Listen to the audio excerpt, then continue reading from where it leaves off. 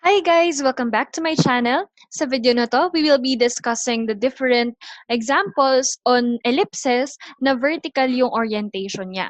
Sa video na rin na to, magagraph na tayo ng mga ellipse and at the same time, we will be listing its properties. Without further ado, let's get this lesson started. Recall natin from the previous video, dinefine natin ang ellipse as the set of points in which the sum of its distances from two fixed points is constant. At yung two fixed points na yun, ang tawag natin doon ay foci. At the same time, nilist natin ang different properties ng ellipse. Recall natin na meron tayong tinatawag na center. Ito yung midpoint at intersection ng dalawang axis ng ellipse. Isa sa mga axis ay ang major axis. Ito yung mas mahaba, tapos ang dulo nito ay tinatawag na vertices. Ang involved na variable dito sa major axis ay letter A or variable A. Meron naman tayong tinatawag na minor axis. Ito yung mas maikling axis, perpendicular to sa major axis. Ang dulo ng minor axis ay tinatawag na covertices at ang involved na variable dito ay variable B. Next, we have foci. Ang foci naman, ito yung dalawang fixed point sa ellipse. Kung ang major axis, A ang variable, ang minor axis, B ang variable, sa foci naman, C ang sinusunod na variable. Para makuha ang C, it is solved using the square root of A squared minus B squared. Ang latera recta naman, ito yung dalawang line segment na dumadaan sa foci at perpendicular sa major axis. Para makuha yung length ng bawat latus rectum on both sides, we will use 2b squared over a. And finally, for directrix, ito yung dalawang fixed line na parallel sa minor axis at laging nasa labas ng ellipse. Para makuha yung equation nito, from the center, bibilang tayo ng 2a minus c on both sides. So for example, meron tayong ellipse na ganito yung itsura. Ito yung isang example ng ellipse na ang orientation ay vertical. So ang una nating hahanapin dyan ay yung center. Ang center is labeled by this point, point C. Tapos ang coordinates niya ay HK at makikita yon directly sa standard form. Ang major axis ay yung mas mahabang axis, ito. In this case, vertical yung major axis. Ang minor axis naman ay itong mas maliit na axis, tapos ang dulo niya ay yung covertices. Foci ay itong dalawang point na to, this one, tsaka this one. Kapag vertical ang orientation, ang foci ay nasa taas at nasa baba ng center. Ang latera recta, itong mga green line, na humahati or tumatama dun sa foci. May mga ibang illustration ng ellipse na hindi na dinodrawing tong latera recta. Pero sa example natin na to, we will still draw it like this one. Or pwede rin namang ang gawin natin dito ay broken line na lang. But regardless, we have to know or identify the endpoints of this latera recta dahil ito yung magsasabi sa atin kung gaano kabilog yung ellipse. And finally, the directrix, ito yung dalawang line na nasa labas ng ellipse. Isang nasa taas at isang nasa baba. Yan. So, kailangan nating tandaan tong mga properties na ito dahil lahat ng yan kailangan makita sa graph ng ellipse. Before actually graphing, recall natin ang equations ng ellipse. Meron tayong tinatawag na general form. Ang general form, ito yung isang linya lang, hindi naka-fractional form yung kanyang equation. Ang general form ng ellipse, meron tayong ax squared, meron din tayong by squared, tas laging addition yung nasa pagitan nila. Tapos, pwedeng meron ding cx, ito yung linear term ng x, meron ding linear term ng y, which is dy, and of course, yung constant. Lahat ng ito dapat nasa left side, tapos naka-equal sa 0 yung right side. Meron lang reminder ang general form, kailangan yung a natin, which is yung coefficient ng x squared, hindi mag-equal sa b. Dahil kapag equal yung dalawang yan, hindi na ellipse ang ating conic section, circle na yon. At the same time, hindi pwedeng mag-0 ang a, Dahil kapag nag-zero ang a, matatanggal na yung term na 'to, y squared na lang ang quadratic at magiging parabola na yung ating conic section. Same goes with b. Kapag b ay nag-zero, ganun din, magiging parabola na lang yung ating drawing. At the same time, ito yung standard form ng ating equation kapag ang ellipse oriented vertically.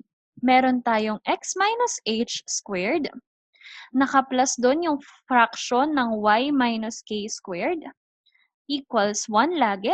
Tapos dahil vertically, dapat mas malaki yung denominator ng y minus k squared. Dapat nandito yung a squared, tapos nandito naman sa denominator ng x yung b squared. Laging tandaan, ang a squared ay laging mas malaki kaysa sa b squared. Kailangan ang ellipse ay nakasulat in standard form bago mag-graph. Kasi out of this standard form, madededuce natin kung ano yung iba't ibang properties ng ating ellipse para mag-graph natin siya ng tama. Let's start with the first example. Analyze natin kung yung given ay naka-standard form na. Ang unang palatandaan, kailangan equals to 1 yung right side. In this case, okay, equals 1 yung nasa right ng equation. At the same time, dapat yung numerator wala ng ibang coefficient sa labas ng parenthesis or sa tabi mismo ng variable. In this case, satisfied na rin naman yun, so we can already identify the properties of the ellipse at ilagay natin yon dito sa table na ito. Una nating tingnan, kapag naka-standard form na ang ating equation ay yung denominator. Kung saan yung mas malaking denominator, yun yung magsasabi sa atin ng orientation. In this case, alam natin na mas malaki yung 16 kaysa 15 at ang 16 ay nasa denominator ng y squared. With that being said, we are sure that this is oriented vertically. Para makuha naman natin yung center, kukuhanin lang natin yung opposite sign ng kasama ng x at yung kasama ng y.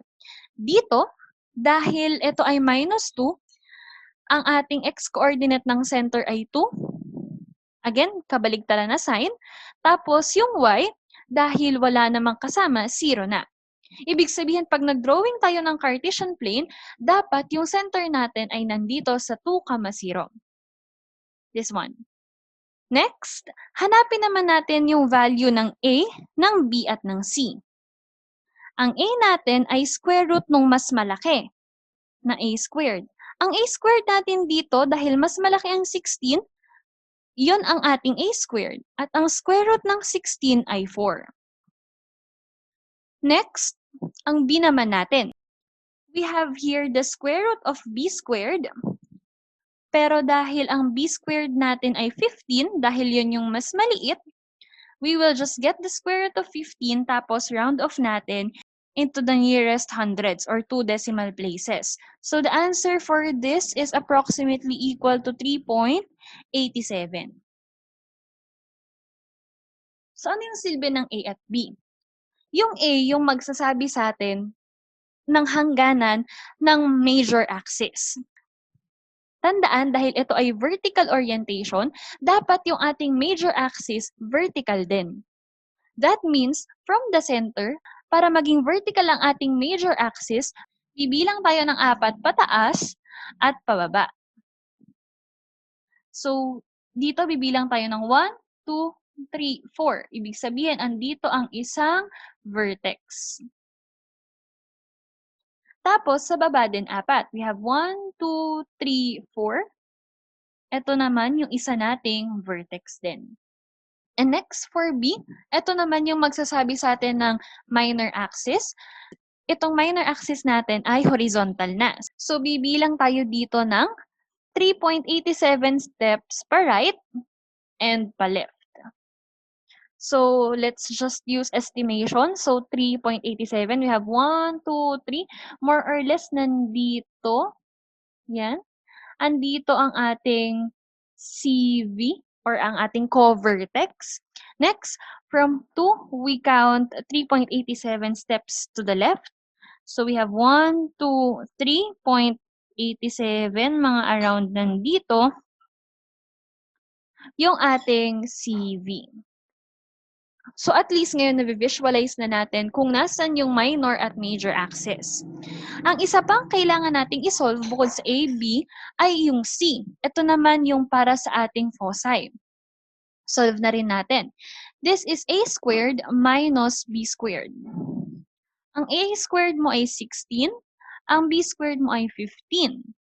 16 minus 15 is 1, and the square root of 1 is 1.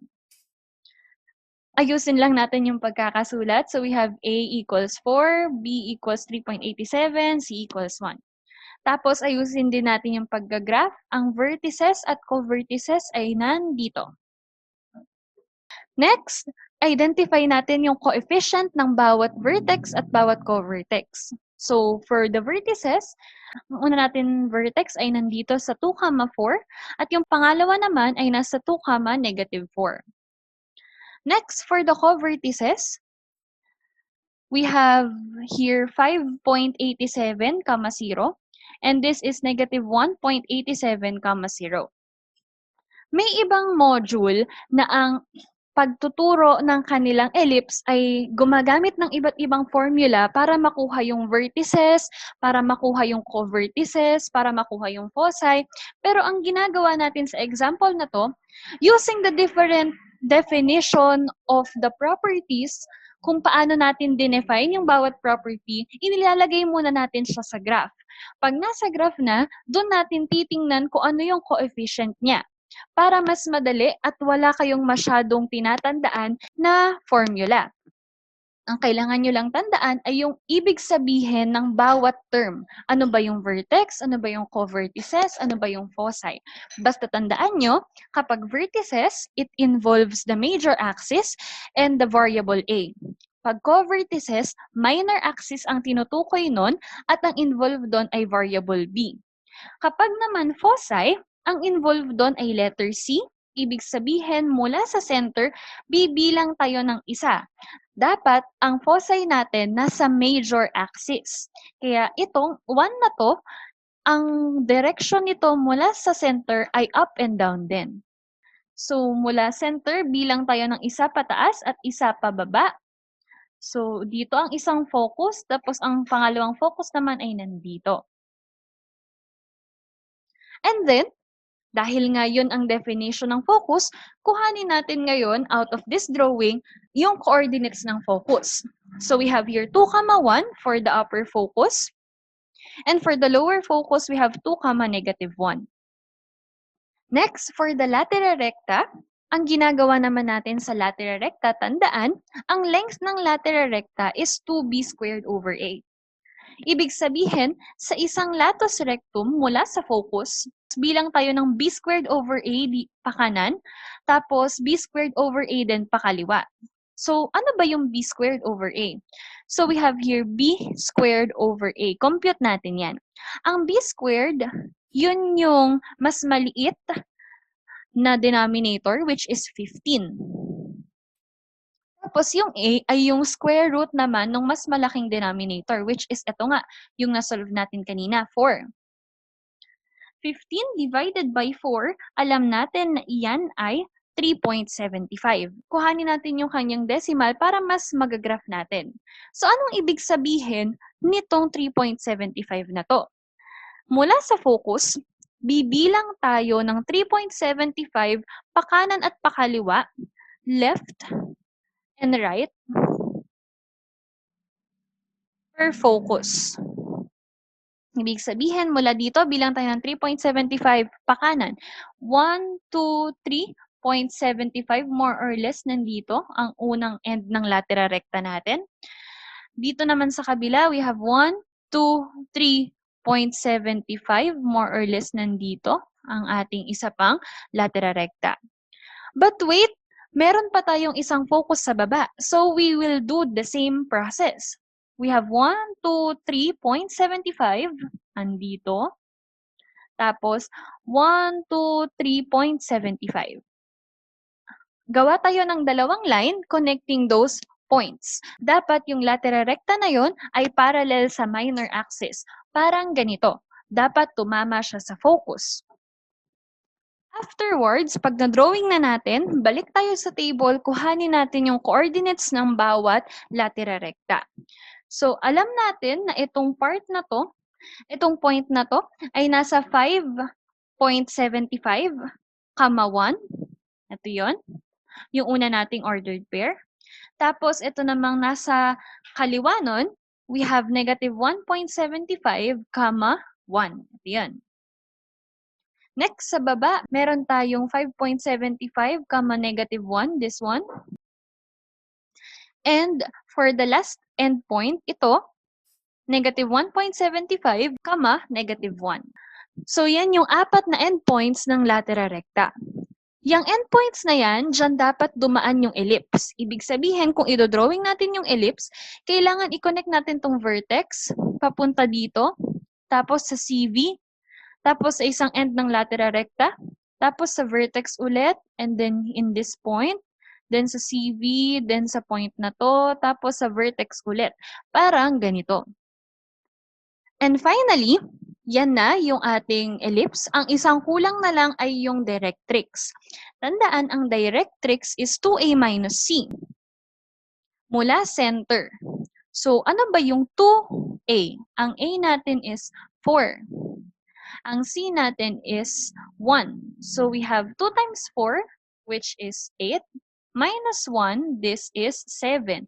Ibig sabihin, 7 steps or units from the center. Tapos, dapat ito, ang direction din nito ay up and down. Kasi tandaan, dapat yung ating directrix ay parallel din sa minor axis. So, from the center, bilang tayo ng 7 steps. We have 1, 2, 3, 4, 5, 6, 7. Nandito ang una nating directrix. Pangalawa naman, pababa. We have 1, 2, 3, 4, 5, 6, 7. Andito naman yung ating pangalawang directrix. So, ang gagawin dyan, draw ka lang ng horizontal line. Yung kanyang line kung saan tumama sa y-axis, yun ang name niya. Kaya ang name ng directrix natin dito is y equals 7 tsaka y equals negative 7. And then that's it. Yan na yung ellipse na drawing na natin. Tandaan, ang kailangan dito, kailangan naintindihan mo yung definition ng iba't ibang properties na dinefine natin simula pa nung last video. Kapag naintindihan mo siya, unti-unti mo siyang idodrawing sa Cartesian plane. Tapos, every time dinodrawing mo, after mong madrawing yung part na yon or yung property na yon, babalik ka sa table at isusulat mo yung kanyang endpoints, yung coordinates ng bawat endpoints. Para simultaneous, habang nakukumpleto mo yung graph, nakukumpleto mo rin yung table ng properties niya. Para sa isa pang example, let's have this one. Again, ang una nating i-check ay kung naka-standard form na siya. Pause this video and let's see kung kaya mo nga bang i-check naka-standard form na ba tong example na to. If not, gawin mo pa siyang standard form. We'll resume the video after 10 seconds.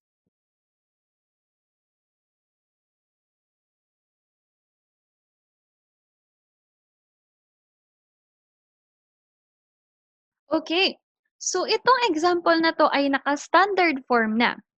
Una, dahil yung right side niya equal na sa 1. Tapos, yung left side niya din, yung numerator ng kanyang mga fraction ay wala ng coefficient sa labas. Naka-parenthesis squared na lang yung quantity na naiwan sa bawat numerator. Next thing that we have to do is to identify the orientation. Look closely sa denominator. And then, out of that concept, kuhanin natin ang orientation. Ano nga ba ang orientation ng ellipse na ito? Pause this video again and try identifying the orientation of this ellipse.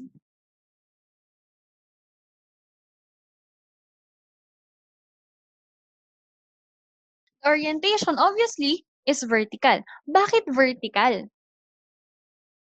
Okay, vertical to dahil kung mapapansin nyo, mas malaki yung 3 kaysa 2. Ibig sabihin, ang a squared natin dito ay 3. At dahil a squared ang 3 at b squared ang 2, Kung saan nandun yung mas malaking denominator, yun yung magsasabi sa atin kung ano yung orientation. At dahil y, andun yung ating mas malaki na denominator, our orientation is vertical. How about the center? Paano natin nakukuha ang center? Ano ang coefficient ng center ng ellipse na to?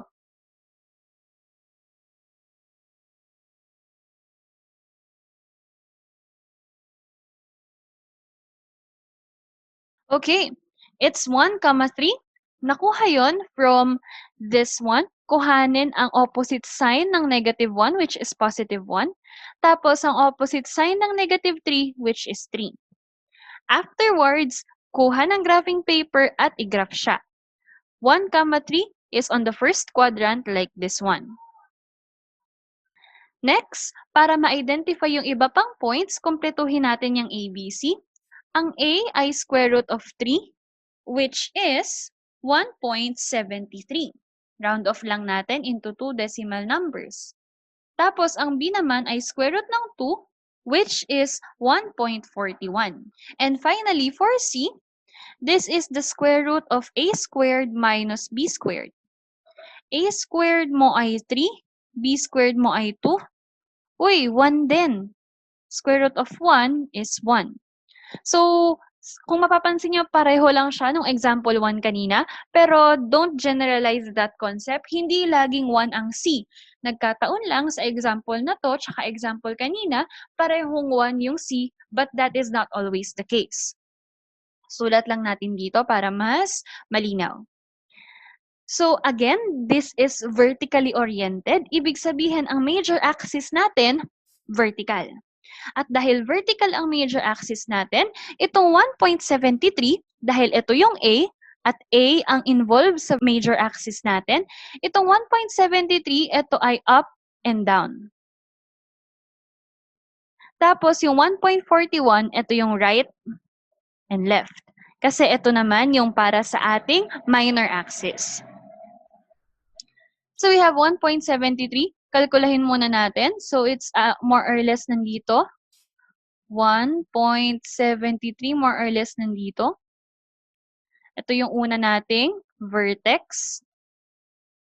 Tapos sa baba din, more or less nandito siya.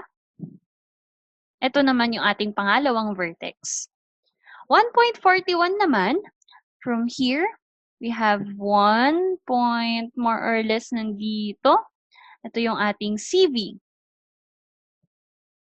And then another one on the other side.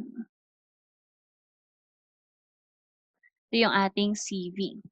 So para mas klaro, mas maayos yung drawing, andito sila. Yan.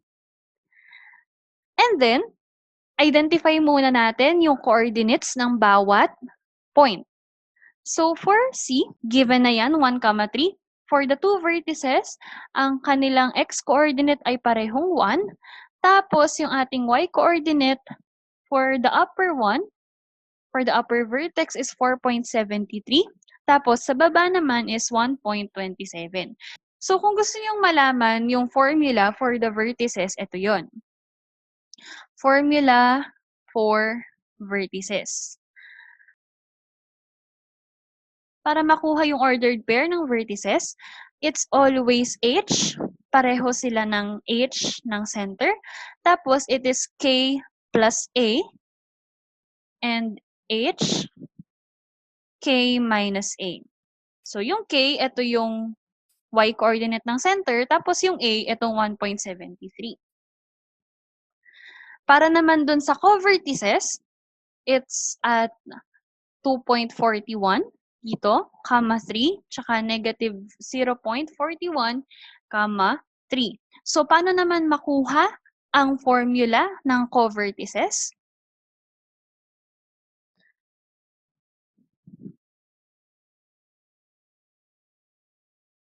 Para makuha ang formula nila, this is H plus B, comma K, and H minus B, comma K. Again, it's up to you kung gusto mong sauluhin tong mga formulang to. Kasi ako, kung ako yung tatanungin, nung ako yung student, mas naiintindihan ko kung igagraph ko muna siya bago ko kuhanin yung mga coordinates. Kasi hindi ako personally, mas gusto ko yung iniintindi ko based on the graph. But again, I gave this formula for you to be familiar kung sakaling gusto nyong sauluhin na lang yung formulas for the vertices and co-vertices. By the way, itong dalawang formulang to ay applicable lang kung ang ating ellipse ay vertical. Kapag ang ating ellipse ay horizontal, maiiba ang formula ng vertices at co-vertices. That's also a reason kung bakit ayoko ng formula kasi naiiba-iba siya based on the orientation of the ellipse. So going back sa example na to, na-plot na natin at na-identify na natin ang ordered pair ng vertices and co-vertices. Let's now have foci. So, ang foci, ang involved dito ay yung C. Tapos, same direction lang din to ng vertex, meaning it is also up and down. From the center, bilang tayo ng isa, ito ang ating foci. Tapos, sa baba din, isa, ito ang ating pangalawang foci. And then, let us get its coordinates.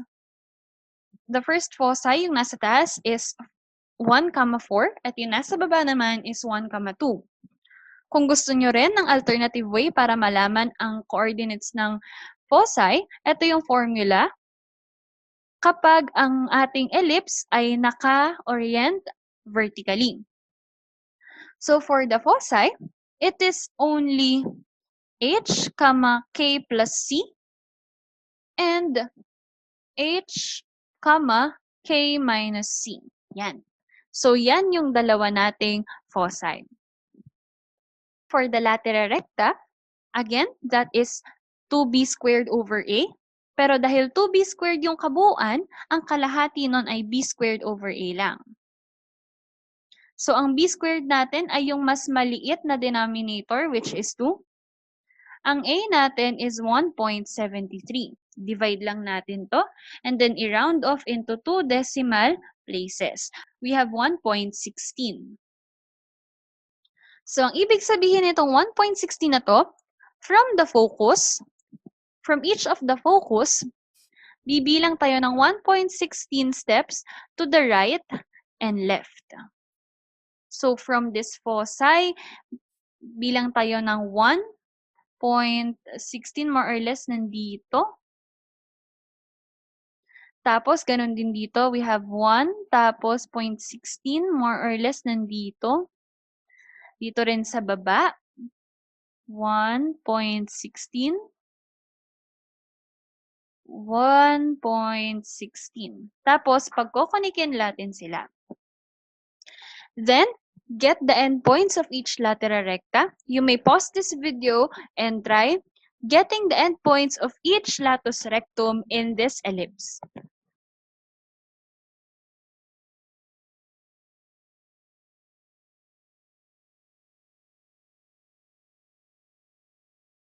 So yan yung ating coordinates ng lateral recta.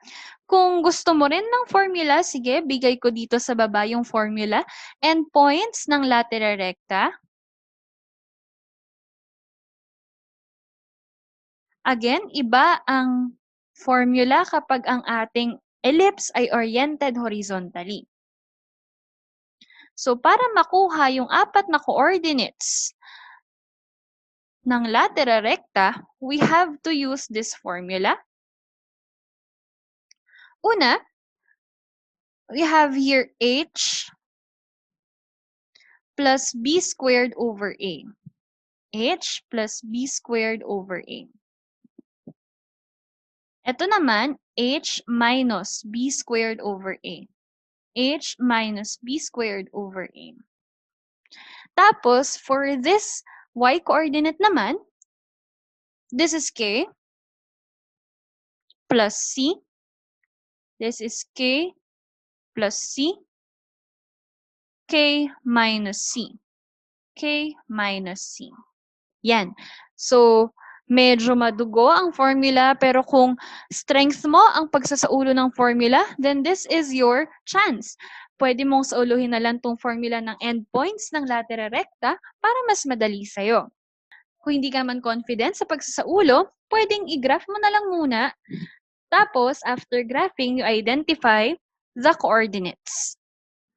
Oh, by the way, let me just correct this. This should be 2.16 and this is also 2.16. Tapos, ito ay negative 0.16 and negative 0.16. Yan. Next step, i-connect natin yung bawat points na nasa labas na nag-outline ng ating ellipse. And finally, for the directrix, we have 2a minus c. So we have 2a minus c. Ang a natin ay 1.73. Tapos ang c natin ay 1. 2 times 1.73 minus 1 is 2.46. Ibig sabihin, from the center, bibilang tayo ng 2.46 pataas at pababa. We have here, from the center, 1, 2.46 more or less nandito. Yan. So, dodrawing tayo ng line dyan. Tapos sa baba din, we have 1, 2.46 more or less nandito. Drawing din tayo ng line dyan. So, para mas malinaw, ganito. Yan ang ating directrix. Kung saan tumama sa ating y-axis, yun yung kanyang name. Kung gusto mo din ng formula, sige, lagay ko dito yung formula for directrix.